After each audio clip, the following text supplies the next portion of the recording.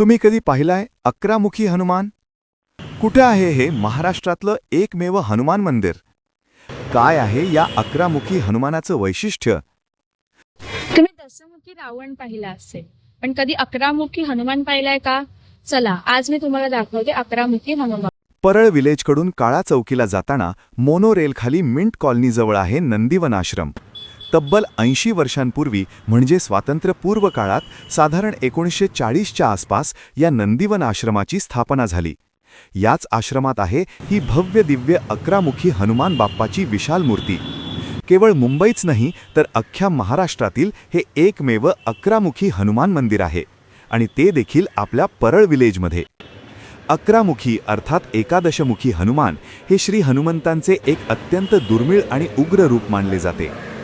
कालकारमुख नावाच्या राक्षसाचा वध करण्यासाठी हनुमानाने हे 11 मुखांचे रूप धारण केले होते अशी पौराणिक कथा आहे. या 11 मुखांपैकी पहिली 5 मुखे ही पंचमुखी हनुमानाची आहेत आणि उर्वरित 6 मुखे मिळून हे एकादशमुखी रूप पूर्ण होते. वानर किंवा हनुमान हे मूळ मुख आहे, ते पूर्वाभिमुख असते. दुसरं भगवान विष्णूंचा अवतार असलेलं दक्षिणाभिमुख नृसिंहमुख. तिसरं भगवान विष्णूंचे वाहन असलेलं पश्चिमाभिमुख गरुडमुख. चौथं भगवान विष्णूंचाच अवतार असलेलं उत्तराभिमुख वराहमुख. 5वं भगवान विष्णूंचा अश्व अवतार म्हणजे हयग्रीवमुख, ते ईशान्य दिशेने आहे. त्याशिवाय शिव, श्रीराम, भैरव, गणेश, नाग आणि अग्नी अशी आणखी 6 मुख. अशा प्रकारे एकादशमुखी हनुमान हे 11ही दिशांवर नियंत्रण ठेवणारे आणि भक्ताचे सर्व बाजूंनी रक्षण करणारे एक महाबलाढ्य रूप मानले जाते. साधारण 11-12 वर्षांपूर्वी नंदीवन आश्रमात या 11 मुखी हनुमान मूर्तीची प्रतिष्ठापना करण्यात आली.